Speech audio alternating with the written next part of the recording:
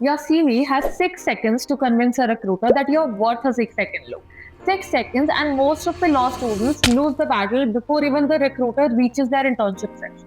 क्योंकि formatting mistakes, vague one-liners, CV जो सबकी same दिखती है. And by the end of this video, yours won't be one of them. Hi, I'm Kartika and welcome. Actually, welcome back if you follow me on Instagram. And I am a lawyer. After completing my law school by pursuing BBA LLB IPR honors from UPS Dehradun, I got a pre-placement offer at a law firm in Gurgaon, where I worked in commercial litigation for some time. And there I understood that how important it is to have a good structured CV. And now, before even we get into today's episode, this is actually my very first video on YouTube. I've been sharing bit-sized tips on Instagram under Kanun with Kartika, but so many of you has asked me to go deeper.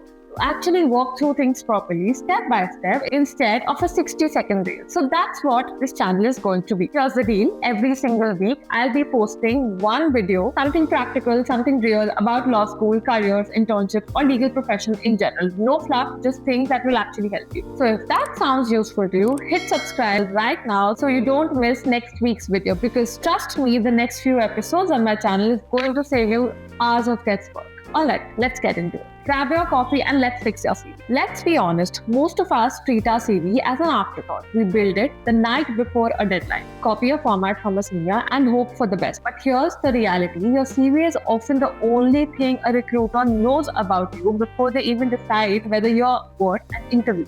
It is not just a list of things that you've done, it's an argument for why you, out of 500 applicants, deserve a 5 minutes of someone's time. So today, I'm giving you the complete structure, the one I've refined after looking at dozens of CVs that I've actually got. And dozens that didn't. This is a long video, but I promise that by the end, you'll be able to rebuild your entire CV from scratch. So before we talk about what goes into your CV, let's talk about how it should. Because brilliant internship descriptions in a messy, cluttered CV still get skimmed and skipped. So rule 1, keep it clean, simple, professional. No colorful templates, no graphics, no icons, pretending to be a resume design portfolio. This is a legal CV and not a Canva project. Rule number 2, don't add your photograph. I know this is a surprise, but every time I say this, people make a face. But you're applying for a legal role and not a modeling assignment. A photo adds nothing to your credibility, and frankly, it opens the door to unconscious bias. So keep it out. Rule number 3, use professional fonts, Times New Roman or Arial. Font size between 10 to 12 points only. Nothing decorative, nothing hard to read on the screen or in the print. Rule number 3, keep everything in black. You can use bold or italic to show the emphasis on certain things, but don't use any other thing on the page. Rule number 4, consistent spacing and equal margins. This one seems small, but it actually says a lot. If your headings are randomly bold in some places and not in others, if your margins are uneven, recruiters note. Your CV is a reflection of how organized you are as a professional. If it looks chaotic, they'll assume that your work is chaotic. Think about it in a way, a partner or a hiring associate reviewing the CV isn't checking your achievement, but they are subconsciously checking if this person can't organize a 2-page document, can I trust them with a 50-page of contract? So you have to think in that way and prepare your CV in that structure. Now let's go to what actually goes into the page. At the very top of your CV, you need 4 things, and only 4 things. Your name in a slightly larger font than the rest. So it's the first thing that anyone sees, so it has to be a little bold. So number 2 will be contact details, phone number and a professional email address. If your email is still coollawyer2019@gmail.com, please, for the love of this profession, make a new one and just with your name. Number 3, your degree. First name, college, and expected or completed year of graduate. Number 4, an updated LinkedIn profile link, and I mean the updated one. If your LinkedIn still says that you're in your second year and you're about to graduate, fix that before you fix anything else. So everything that you have done, your moot courts, your ADRs, your courses, your certificates, your any conference attended, any event attended, any participation in any of the event, everything means everything should go there. Also, if you have any opinion on a case, or if you want to put a case summary, or if you want to put a case status, or if you want to post a blog or something, so you can use your LinkedIn for that. This actually shows your research and how much interested you are in the profession. So that's it. That's what goes in your header. That's it. No objective statement, no career summary paragraph. Recruiters any which way skip those. Get straight to your qualifications now. So right under your header, mention 2 to 3 relevant practice areas, not 10. Nobody believes that you are actually interested in every competent field. So M&A, criminal litigation, IP, family law, all at once. Nobody will believe that, so don't do that. And here's the part most students skip. Tailor this to every single application. If you are applying to a law firm known for its dispute resolution practice, your practice area should reflect that. Arbitration, litigation area. If you're applying to a transactional firm, lead with corporate, M&A, or banking or finance. This one small edit, changing 2-3 words based on who you're applying to, signals that you have actually researched the firm, and that matters more than people realize. Now, next comes your education section. I recommend putting it into a tabular form. It's cleaner, easier to scan, and takes up very less space than a paragraph-style entries. Include name of the institution, degree, specialization if any. Duration matters if you want to put or not. CGPA or percentage if you are comfortable sharing it, but I would recommend that please do share. If you've actually scored around 70 in class 10th and around 75 in class 12th, and you've actually scored around 80 to 85% in the LLB degree, it actually shows the growth that you've made. So I would recommend putting it. Otherwise, if you're comfortable, put it, or if you're not comfortable, so don't put it. Just make a box and put your school details in the end. So what you can do is just put class 10, your school details, and then your specialization if you have any, and then your marks. So it goes in a box. 3 boxes here and 4 boxes here. So now a table lets a recruiter absorb your entire academic history in 10 seconds, and that's the goal. So now let's come to the internship section. So this is the section that genuinely makes or breaks your CV. Pay close attention here. Rule 1, reverse chronological order. Your most recent internship goes first and the oldest goes last. Rule 2, the format for each entry on the left mention name of the firm or chamber, city, practice area you worked in, and on the right hand side mention the duration, month, year, and number of weeks. Now here's what everyone gets wrong. If your internship description says assisted in legal research and drafting, stop right there. That sentence could actually describe literally every law student's internship ever.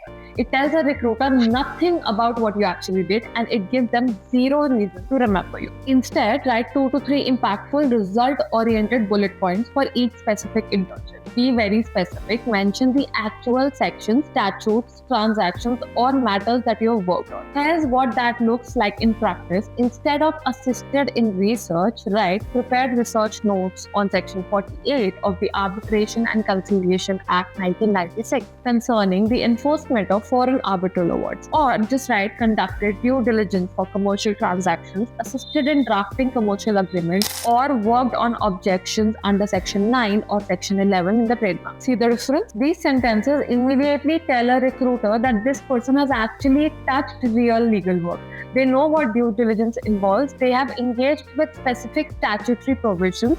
They understand the procedural mechanism like Section 9 and Section 11. One more tip, bold your keywords. Bold the statute names, bold the section numbers, the type of matter. A recruiter skimming quickly should be able to catch your core experience just from the bold words alone, even before reading the full sentence. आपके CV को सिर्फ ये नहीं दिखाना है कि आपने internship कहाँ पे किया है. आपका CV वो दिखाना चाहिए कि आपने उस internship में value add किया. That's really the shift in mindset I want you to take away from this section. Don't write your internship section like a diary entry of where you were. Write it like a proof of work, what you actually contributed in. So quick pause. If this is helping you so far, hit the like button. It will genuinely help this channel grow. And if you haven't already subscribed, remember a new video every single week is gonna come. Okay, back to it. After our internship sections, add a section for research papers and publications, if you have any.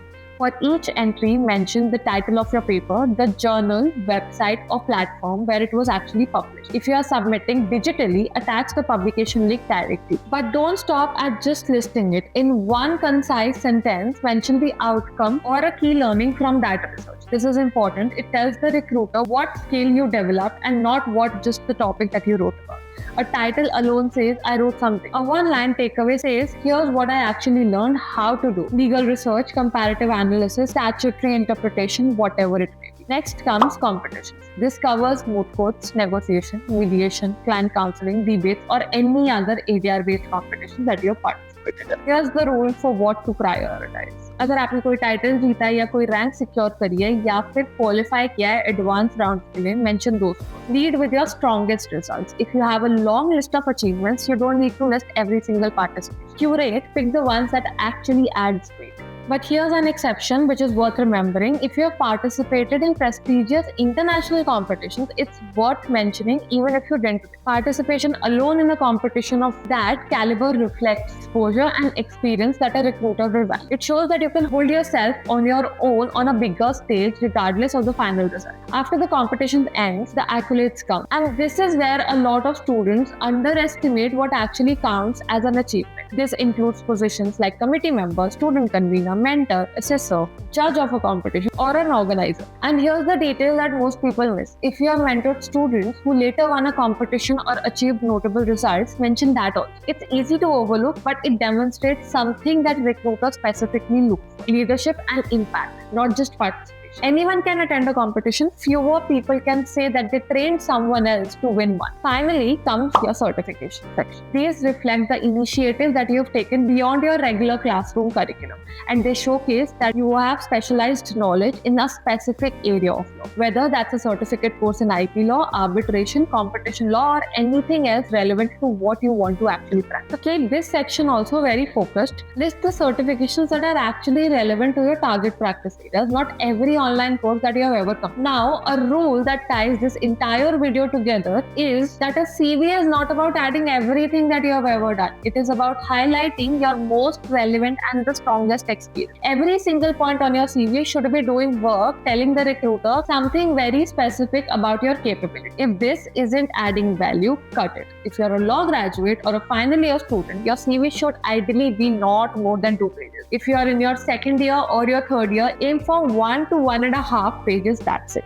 I know it's tempting to include every internship, every webinar, every small achievement, but recruiters genuinely do not have time to read a 4-page CV. A concise CV that highlights your best work will always leave a stronger impression than a long one that dilutes. So, to recap everything we've covered today: clean formatting, a sharp header, 2 to 3 tailored practice areas, a tabular education section, specific and bolded internship descriptions, research with a key learning line, prioritized competitions, meaningful accolades, relevant certifications, all within 2 pages. Now, I know reading rules is one thing and actually seeing a CV that follows all of this is another thing. So here's what I am doing. I have put together a consolidation of some of the strongest legal CVs I have personally come across, real CVs that actually secured internships and placements at some of the country's top law firms, not just templates pulled off the internet. If you'd like the editable Word templates plus a PDF compilation of these CVs, just go to my Instagram and DM my CV and I will send them straight to your DMs. My Instagram username is Kanoon with Kartika. And one important note, before you go looking at them, don't copy paste these CVs. Every law student's journey is different and a recruiter can tell you when a CV feels copy pasted. So use them to understand the structure, formatting, and the way experiences are worded, and then build a CV that genuinely reflects your profile. So that's the complete legal CV structure, from formatting to internship to research, competitions and accolades and certifications. If you found this useful, save this video and share it with a law school friend who needs it. And if you haven't already subscribed to my channel, so please do subscribe, because remember, this is a weekly series and there's a lot more coming. So have a good day and bye.